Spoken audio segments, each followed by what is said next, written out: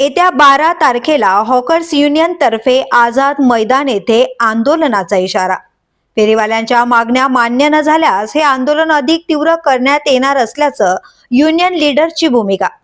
एकीकडे भाजपाच्या वतीने बांगलादेशी मुक्त फेरीवाले अभियान राबवले जात असताना मुलुंडमध्ये एकही बांगलादेशी फेरीवाला नसल्याचा दावा करत महाराष्ट्र प्रदेश काँग्रेस कमिटीचे प्रवक्ते तथा मुंबई काँग्रेसचे महासचिव राकेश शेट्टी यांच्या नेतृत्वाखाली मोठ्या संख्येने फेरीवाल्यांनी मुलुंडमधील टी-वॉर्ड कार्यालयावर धडक दिली।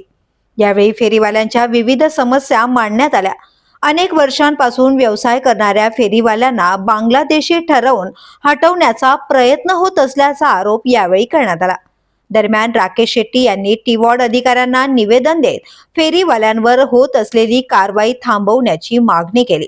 तसेच फेरीवाल्यांच्या मागण्या मान्य न झाल्यास येत्या 12 तारखेला आझाद मैदान येथे होणारे आंदोलन अधिक तीव्र करण्याचा इशाराही देण्यात आलाय।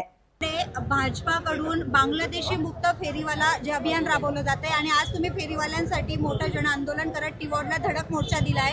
आज नेमकी काय चर्चा झाली आणि काय मागण्या आहेत तुमच्या? देखिए, भारतीय जनता पार्टीचा एक मोठा नेता जो मुलुंडमध्ये राहतो त्यांनी बांगलादेशी फेरीवाले यांच्या विरोधात मोर्चा काढला होता, कारवाई केलं होतं। पण मी तुम्हाला खात्रीने सांगते, मी स्वतः मुलुंडचे सीनियर PIशी भेट घातलं, एकही मुलुंडमध्ये त्यांना बांगलादेशी फेरीवाला भेटला नाही।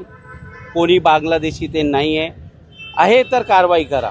पण बांगलादेशीचे नावाखाली जे फेरीवाले मुंब्रामधून येतात, सोनापूरमधून येतात, त्याच्यावर कारवाई करण्याचे काम भारतीय जनता पार्टी करत आहे। याचा आम्ही निषेध करतो। आज आम्ही एक निवेदन आमचे जे असिस्टंट कमिशनर आहे योगिता कोले यांना दिलेलं आहे आणि सांगितलं आहे की महानगरपालिका असेल, पोलीस प्रशासन असेल, तुम्ही भारतीय जनता पार्टीच्या अजेंडाची हे करू नका, बली पडू नका।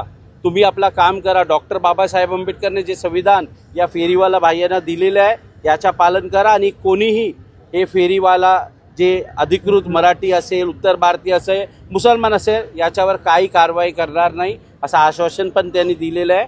आणि आम्ही तोच इशारा पण त्याला दिलेला आहे की बांगलादेशीच्या नावाखाली तुमचे लोक भ्रष्टाचार करतात, या लोकांना परेशान करतात, 1,500 हजारची फाईन टाकतात, याचा चालणार नाही आणि काँग्रेस पार्टी याचा जोरदार विरोध करणार। सर, तुमच्या मागण्या मान्य न झाल्यास तुमची पुढची ऍक्शन काय असणार आहे? मी त्यांना सांगितलं आहे की बघा, मी जे असिस्टंट कमिशनर त्यांना सांगितलं आहे, तुमच्या आता अधिकारी 150 मीटरच्या जे नियमच्या नावाखाली तुम्ही कारवाई करणार असेल तर तुमच्या विरोधात आम्ही रेड पिटिशन फाईल करणार आणि जोरदार आंदोलन तर आम्ही घेतो आहे। पण तो पर्टिक्युलर अधिकारीच्या नावाखाली त्याच्या रीट पिटिशन होणार आणि 10 वर्षात त्याला कोर्टमध्ये खेचणार आम्ही। तुम्ही हा गरीब फेरीवाला कमजोर समजू नका। हे सगळं फेरीवाले आमचे बरोबर आहे, आम्ही त्याच्या बरोबर आहे आणि त्याला न्याय द्यायचं काम आम्ही करणार। 12 तारखेला आपले आझाद हॉकर्स युनियन म्हणून आहे दयाशंकर सिंग साहेबाचा, याच्या नेतृत्वाखाली आम्ही 12 तारखेला तिथे मोठा आंदोलन, संपूर्ण मुंबईचे फेरीवाले तिथे असणार आहे आणि सगळं आपला आधार कार्ड घेऊन येणार आहे। हे सांगतात ना बांगलादेशी फेरीवाले, म्हणून आम्ही अपील केलेलं आहे की 12 तारखेला मोठा आंदोलन तिथे आम्ही करू। दरम्यान फेरीवाल्यांच्या प्रश्नावरून आता आंदोलनाची चिन्हे स्पष्ट दिसत असून 12 तारखेला आझाद मैदानात होणाऱ्या आंदोलनाकडे सर्वांचे लक्ष लागले आहे। व्हिडिओ जर्नालिस्ट विशाल चव्हाणसह विद्या अमृतकार, शहर मुंबई।